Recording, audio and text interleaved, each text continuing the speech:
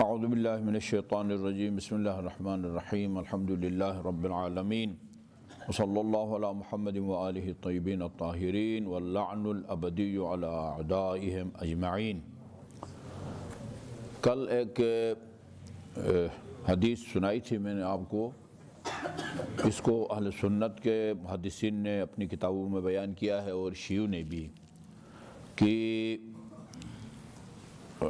اللہ تعالیٰ اپنے بعض مقرب بندوں کو جنہیں کوئی الہی منصب سونپنا ہو، یا بعض ایسے لوگ جو ان کے پاس کوئی الہی منصب بھی نہیں ہوتا، کوئی الہی منصب دینا مقصد نہیں ہوتا، نہ نبی نہ امام نہ رسول، الہی منصب یہی ہیں، لیکن کچھ اعمال انہیں بتائے گئے ہیں، جو بھی وہ عمل کرے اللہ تعالیٰ حصول علم کے جو غیر معمولی ذرائع ہیں ان کے ذریعے اسے علم عطا فرماتا ہے۔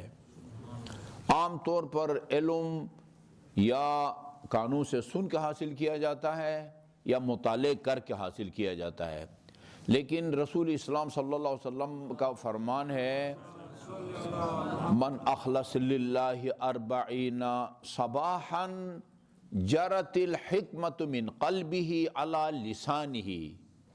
یہ ایک معجزہ ہے، معجزہ، اور یہ معجزہ یا کرامت کوئی بھی صاحب کرامت بن سکتا ہے، صرف انبیاء، بلکہ انبیاء کے لیے یا اماموں کے لیے معجزہ کا لفظ استعمال ہوتا ہے، اس کے علاوہ جو خدا کے نیک بندوں کے لیے غیر معمولی واقعات پیش آتے ہیں وہ کرامت کہلاتے ہیں، کرامت کہلاتے ہیں۔ جو 40 دن تک خالصتاً للہ اللہ کی عبادت کرے، اس کو حصول علم کے لیے آنکھوں سے مطالعہ کرنا یا کان لگا کے سننا نہیں پڑتا، حکمت کے چشمے اس کے دل سے پھوٹتے ہیں، زبان پہ جاری ہوتے ہیں۔ یہ عجیب ہے، یعنی من جملہ وہ افراد کہ جن کے دل سے حکمت کے چشمے پھوٹتے ہیں، خدا نے قرآن میں اعلان کیا ہے، ان میں حضرت لقمان تھے۔ لقمان نبی نہیں تھے، بلکہ شیخ صاحب نے لکھا ہے تفسیر میں کہ بعض اس کے مطابق حبشی غلام تھا۔ لقمان ایک حبشی غلام تھا، ساری دنیا وہ لقمان حکیم کی حکمتوں سے بھری پڑی ہوئی، جو اس نے اپنے بیٹے کو وصیتوں میں جو ہے نا وہ بیان کیا ہے۔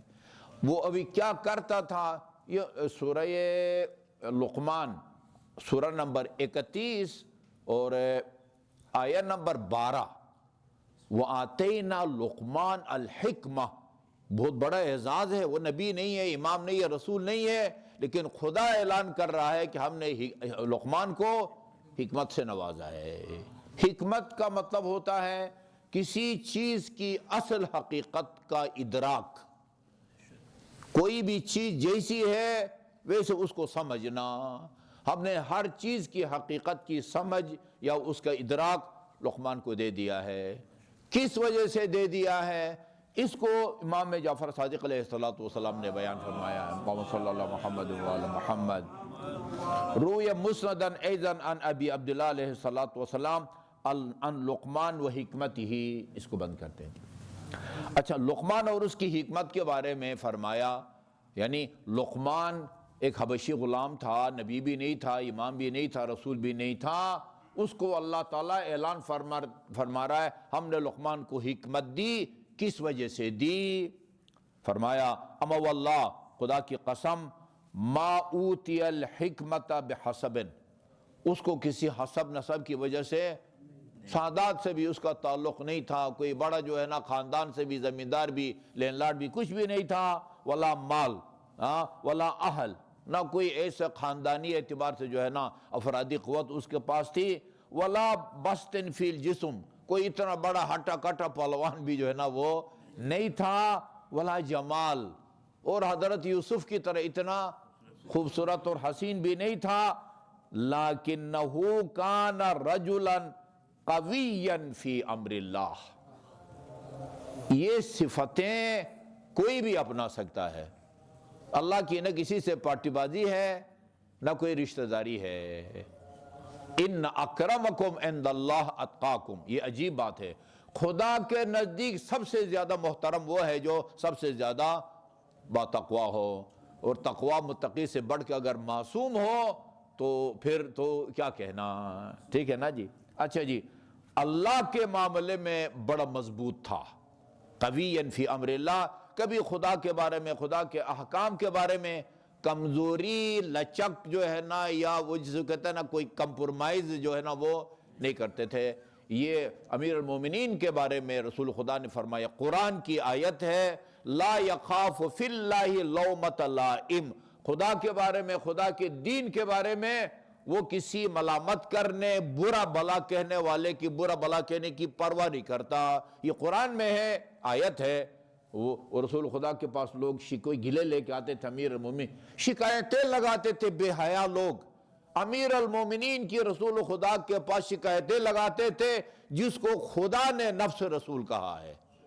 عجیب بات ہے بھائی، ہاں وہ فرماتے تھے کہ تم پتہ ہے علی اس آیے کریمہ کا مصداق ہے، لا یخاف فی اللہ لومۃ لائم، یہ خدا کے معاملے میں وہ کسی ملامت گر یا برا بلا کہنے والے کی پرواہ نہیں کرتا۔ قویًا فی امر اللہ، اللہ کے معاملے میں بڑے قوی تھے۔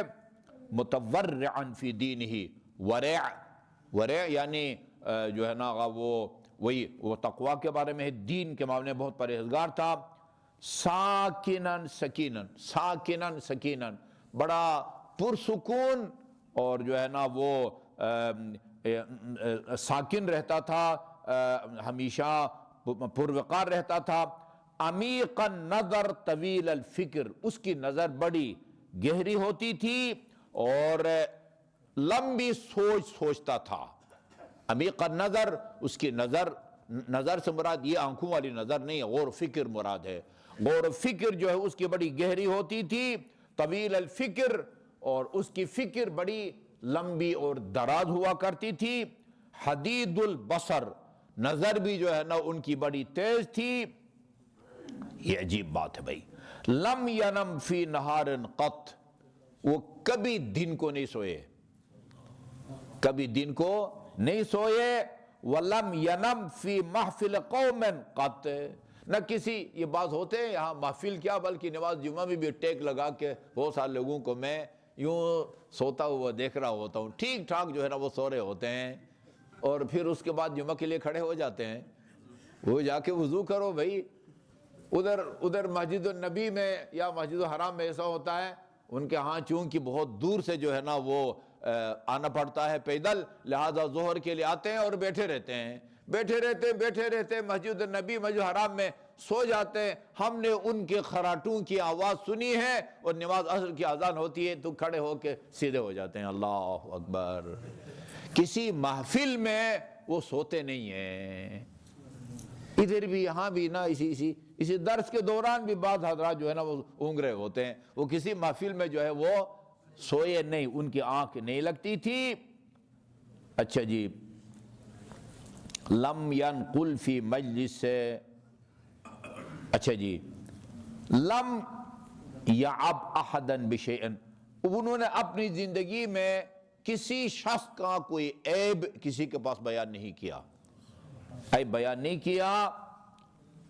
اور وَلَمْ يَرَهُ أَحَدٌ مِّنَ النَّاسِ عَلَى بَوْلٍ وَلَا غَائِطٍ قَطْ، یہ آپ نے سنا ہوگا، یہ رسول خدا کی جو ہے نا وہ نشان یعنی خصوصیات میں سے ہے، کسی نے آپ کو رفع حاجت کرتے ہوئے نہیں دیکھا۔ یہ رسول خدا کے بارے میں ہے، اس نے بھی ان کو بھی، ادھر آپ دیکھتے ہیں پاکستان میں سڑک کے ساتھ ہی دیوار کے ساتھ کھڑے ہو کے جو ہے نا وہ رفع حاجت شروع کر دیتے ہیں۔ وہ کہتے ہیں پتہ نہیں امریکہ لندن کوئی گیا تھا تو ادھر اس طرح کا موقع نہیں ملا، تو کہا یہ بھی کوئی ملک ہے جہاں آدمی جدھر چاہے رفع حاجت بھی نہیں کر سکتا؟ یہاں پاکستان میں یہ آپ دیکھتے ہوں گے، دیوار کے ساتھ بیٹھ جاتے ہیں جس طرح حیوانات بیٹھ جاتے ہیں۔ اچھا جی، لم یر احد، اچھا غسل کرتے ہوئے آپ کو کسی نے نہیں دیکھا، لشدت تسترہ وعمق نظرہ وتحفظہ لذنوبہ، وہ زیادہ پردہ پوشی کی خاطر، گہری نظر کی وجہ سے، اور گناہوں کے جو ہے نا وہ سے پاسداری یا بچنے کے لیے۔ لم یضحک من شیئن قط، نہ کبھی وہ ہنسے، نہ کبھی انہوں نے غضب کیا، نہ کسی پر غصہ کیا۔ وصلی اللہ علی محمد وآلہ الطیبین الطاہرین۔